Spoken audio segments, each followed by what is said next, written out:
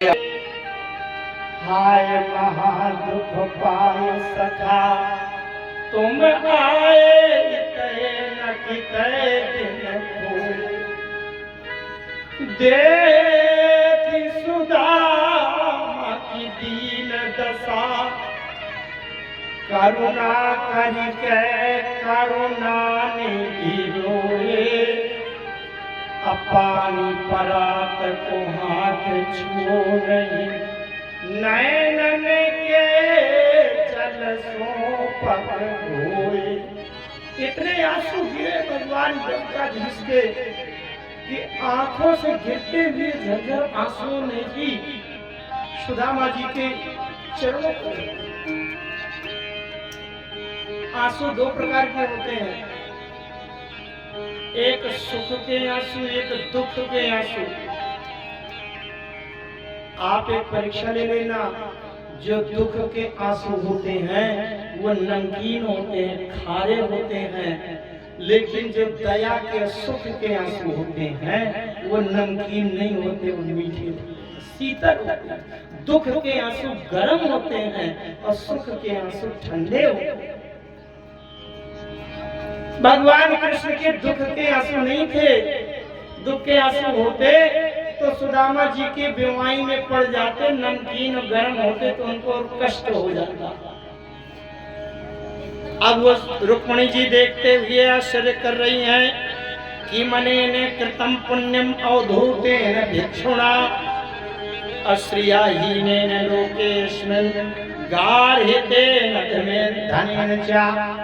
रुक्मिणी जी कहते हैं कि अरे इस अवधूत भिखमंगे ने न जाने कौन सा पुण्य कौन सी तपस्या किया है कि त्रिलोकीनाथ भगवान हमारे पति स्वयं इनके चरणों को पकड़े बैठे हैं। आहा, कितना बड़ा भाग्यशाली है। नहीं तो द्वारकाधीश भगवान के सामने, दरवाजे के सामने बड़े बड़े राजा लाइन लगाए खड़े रहते हैं और मिलने का समय नहीं देते, लेकिन इस गरीब ने, दरिद्र ने, इस अवधूत ने न जाने कौन सा पुण्य कौन सी तपस्या किया है कि त्रिलोकीनाथ द्वारकाधीश भगवान इनके चरणों को अपने हाथों से सेवा। भगवान ने स्नान कराया, अपना पीतांबर दिया, परंक्यस्याश्रयं हित्वा परिचारोस्त्रिय था। और जब पलंग में बैठाया तो भगवान ने अपने पलंग में बैठा दिया। पर्यंक माने पलंग, अपने पलंग में बैठा दिया और भगवान कहने लगे अपि ब्रह्मन् गुरुकुलात् भवता लब्ध दक्षिणात्। भगवान कहने लगे मित्र ये बताओ, गुरुकुल में जब पढ़ते थे तब की याद है ना? बोले हाँ हाँ मित्र याद है। बोले एक बार कैसा गए थे लकड़ियां लेने और पानी बरस गया था, आंधी आ गई थी और उस समय रात भर पड़े रहे थे, ठिठुर रहे थे। और उसी समय क्या हुआ था कि सुदामा जी को गुरुपत्नी ने वो चने दिया था कि जाकर के चने खा लेना। और वहां सुदामा जी को भूख लगी, अकेले चने खा गए और भगवान कृष्ण को नहीं दिया। उसी के कारण से स्थिति आ गई, मानो याद दिला दिया। समावृत्तेन धर्मज्ञ भाग्यो था मतीनवा। बड़ी मित्रता की बातें होने लगी, जैसे बुढ़ापे में हम लोगों की इस अवस्था में अगर पढ़ने वाले पुराने साथी मिल जाए, अब कोई कमिश्नर बना है तो कोई मंत्री बना है, मिल जाए तो वहाँ कमिश्नर और मंत्री बना नहीं रहता, उसी मित्रता के जमाने के शब्द निकलते हैं और पुरानी यादें आती हैं, फिर बात करते हैं। तो वही भगवान कृष्ण सुदामा जी की बातें होने लगी। रुक्मिणी जी ने कहा कि हमें कोई बात समझ में नहीं आ रही है, बातें क्या कर रही? बातें करते करते भगवान कृष्ण ने कहा कि मित्र ये बताओ, विवाह शादी विवाह कुछ हुआ, भाभी आई कि नहीं? सुदामा जी ने कहा हाँ मित्र, भाभी तो आ गई हैं, बल्कि भाभी ने भेजा है आपके पास। अच्छा, सुदामा जी ने कृष्ण भगवान से पूछा ये बताओ कि आपने विवाह किया कि नहीं। भगवान कृष्ण ने सुदामा जी से कहा तुमने विवाह कर लिया, निमंत्रण नहीं भेजा, कार्ड नहीं भेजा। तो सुदामा जी ने कृष्ण भगवान से पूछा कि आपने विवाह किया कि नहीं। भगवान कृष्ण ने कहा उनको मिलाता हूं। तो रुक्मिणी जी से कहा इनको प्रणाम करो, प्रणाम करो, ये हमारे मित्र हैं। अच्छा, रुक्मिणी जी ने प्रणाम किया तो खूब आशीर्वाद दिया, सुखी रहो, सौभाग्यवती रहो, स्वस्थ रहो, आनंद रहो, संपन्न रहो, सुखी रहो, बहुत आशीर्वाद। अब फिर भगवान कृष्ण ने कहा उनको भी बुलाओ। तो फिर आ गई सत्यभामा, आ गई सत्या, आ गई जाम्बवंती, आ गई कालिंदी, आ गई बिंदा, आ गई मृत्यवृंदा, आ गई। अब फिर क्या कहना था। तो सुदामा जी आशीर्वाद देते जा रहे हैं। और जब देखा कि अभी लाइन नहीं छूट रही, अभी आ रही है कितने 10, 15, 25 आई, 50 आई। सुदामा जी ने कहा क्या किया, ये कितने विवाह किए। भगवान कृष्ण कहते हैं अभी तो फुटकर चल रहा है, थोक वाले तो पड़े हैं।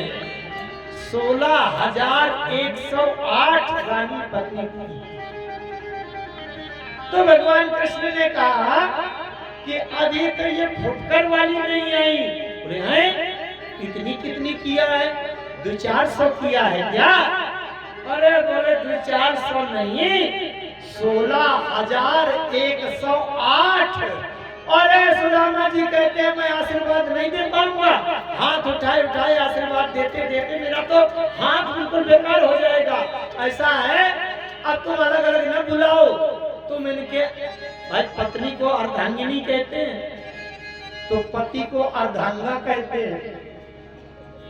सुदामा जी ने कहा सुनो ये सब तुम्हारी अर्धांगिनी है, अब तुम अर्धांगा हो तो मैं एक बार में तुमको ही आशीर्वाद दिए देता हूँ, तो सब अर्धांगिनी को वहीं आप दे देना, मेरे बस का नहीं। अब बताओ 16,108 को अलग अलग कहां तक आशीर्वाद दे दो। सुदामा जी ने कहा मित्र मैंने एक विवाह किया तो मुझसे कह रहे हो निमंत्रण कार्ड नहीं भेजा, और तुमने थोक का थोक पूरा गांव का गांव बसा लिया, और तुमने भी तो निमंत्रण कार्ड नहीं दिया। भगवान कृष्ण ने कहा कि एक विवाह निमंत्रण कार्ड की नौबत में हुआ हो तब तो दूं। किसी को वहाँ पूजा करने में गौरी पूजन में उठा के लाया, तो किसी को युद्ध करते समय गुफा से उठा के लाया, तो किसी को रास्ता चलते लाया, तो मुझे कार्ड देने की नौबत नहीं आई। बड़ी अच्छी बातें होती रही। भगवान कृष्ण ने कहा मित्र जैसे गुरु पत्नी ने एक बार चना दिया था, वैसे भाभी जी ने कुछ दिया जरूर होगा, अब कुछ कहा जरूर होगा, भाभी जी को क्यों नहीं लाए। अब उन्होंने कहा सुदामा जी ने कहा कि हाँ भाभी जी ने कहा तो है, अब देने के लिए क्या बताऊं, क्या कहा है। बोले आपकी भाभी ने कहा है कि 1 मास 2 पाठ में 2 द्वार एकादशी होए। एकादशी शुक्ल पक्ष कृष्ण 1 मास 2 पाठ में 2 एकादशी होए, और हमारे घर में हरि नित्य एकादशी होए। सुदामा जी ने एक वाक्य में सब कुछ कह दिया। हे मित्र, हे भगवान, हे हरि, आपकी भाभी ने कहा है कि संसार वालों के लिए 1 महीने में 2 दिन की एकादशी होती है, कृष्ण पक्ष शुक्ल पक्ष, और हमारे जीवन में हमारे घर में हमारे लिए जीवन भर एकादशी रहती है। कभी द्वादशी की नौबत नहीं आती कि कुछ मुंह में डाल के पारण कर लें, इसलिए निर्जल जीवन बीत रहा है। भगवान कृष्ण ने कहा भाभी ने को दिया जरूर होगा, अब ये संपदा, ये वैभव, ये विभूति देख करके सुदामा जी को संकोच लग रहा था।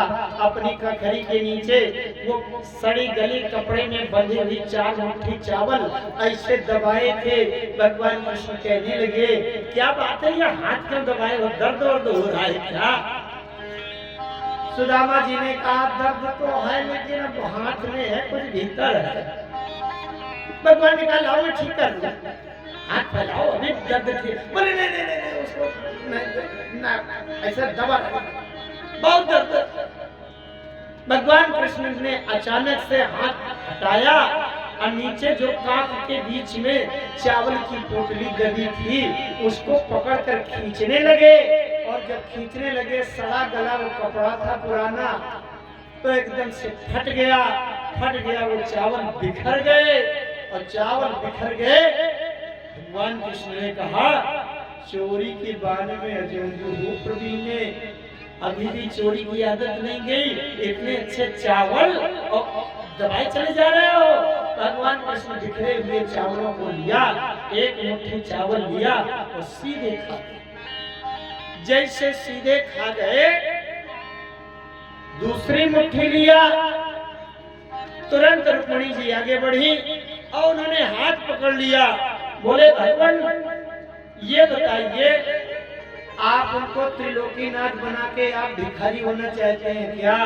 एक मुट्ठी चावल का मतलब 1 लोक की संपदा, और ये दूसरा मुट्ठी तीसरा मुट्ठी लेकर खा जाएंगे तो पूरा 3 लोक तो इनका हो जाएगा, फिर तुम कहाँ रहो?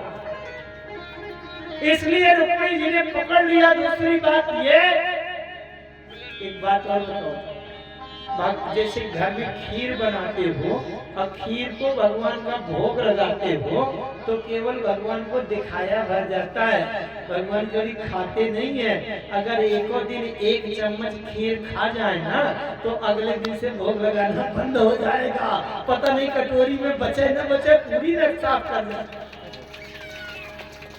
रुक्मिणी जी ने कहा, आपको केवल भोग लगाया जाता है तो 1-2 दाना भोग लगाओ, पूरे मत खाओ। आपका भोग 1 मुट्ठी में लग गया, अब प्रसाद हम सब लोगों को भी तो दो। आप ही खा जाओगे तो प्रसाद क्या होगा, किसको मिलेगा? इसलिए 1 मुट्ठी ही बहुत है।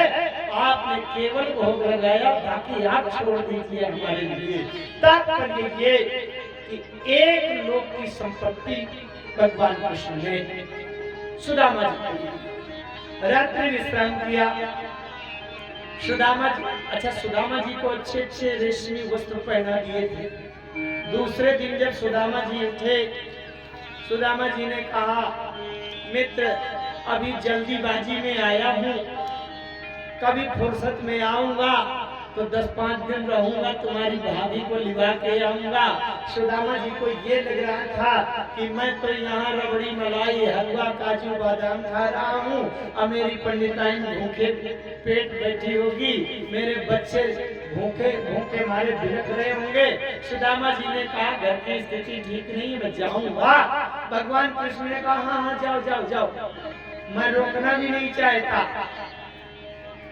जिस समय जाने के लिए तैयार हुए, भगवान कृष्ण ने कहा, सुनो पंडित जी, सुदामा जी, ये मेरा रेशमी पीतांबर उतार दो, अपनी फटी वाली धोती लपेटो, जाओ। सुदामा जी ने सोचा, ये बताओ, ये मित्र है इतना कंजूस कि एक दुपट्टा भी मुझसे उतरा लिया, छीन लिया। जब चलने लगे, सुदामा जी बार-बार कह रहे थे, भाभी के लिए कुछ कहना तो नहीं है, माने चलते समय अगर थोड़ा बहुत भी दे दे तो बात बन जाए, इसलिए कहा जाता है तो चल रहा हूँ। अच्छा तो चल रहा हूँ, भाभी के लिए कुछ कहना तो नहीं है। भगवान कृष्ण ने कहा, हाँ एक बात कहना है। क्या कहना? शायद कुछ दे रहे हो कि ले भाभी के लिए एक सोने का हार लिए जाओ, एक अंगूठी लिए जाओ। भगवान ने कह दिया, मित्र भाभी से कह देना, 1 मास 2 पाख में 2 द्वादशी होए, अब तो तुम्हारे घर में सदा अब नित्य द्वादशी होए। भाभी से कह देना कि सबके लिए तो द्वादशी हुआ करती है पारण वाली। अब तुम्हारे घर में रोजे द्वादशी का पारण होगा, अब एकादशी नहीं करना पड़ेगा। ये कहते हैं भागवत में इतनी अच्छी बात लिखी है। कुछ बातें तो प्रचलित बातें हैं, कह देता हूँ। मूल भागवत में बात ये लिखी है, ध्यान से सुनो। शास्त्र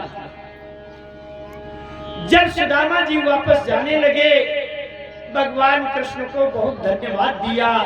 हे द्वारकाधीश महाराज, आपने बड़ी कृपा किया मुझ पर, क्योंकि आपके पास तो रत्नों के भंडार भरे थे। इतने बड़े महाराजा धीराज, आप कहीं से भी एक मुट्ठी रत्न, सोना, चांदी, रुपया, पैसा कुछ भी दे देते, आपके लिए कुछ ज्यादा नहीं था। लेकिन अगर मुझे चलते समय थोड़ा सा भी धन दे देते तो मेरा जीवन बर्बाद हो जाता। क्यों? धन मिल जाने के कारण मैं धनी हूँ, ये अहंकार आ जाता। और धन, कारोबार और संपत्ति की सुरक्षा में रात दिन चिंता करता, ये सोने का भंडार कैसे छिपाऊं, ये बड़ा कारखाना कैसे देखूं, और आपकी याद भूल जाती। इसलिए चलते समय आपने जो धन नहीं दिया वो बड़ी कृपा किया है, जिससे कि धन नहीं रहेगा तो आपकी याद तो आती रहेगी। इसलिए धन्यवाद। वो विपत्ति अच्छी होती है जिसमें भगवान की याद आवे, वो धन अच्छा नहीं होता जिसमें कहीं। इसलिए संतों ने कहा है कि नाराम नाम लीनो जय हो। तन भरी जवानी में पुत्र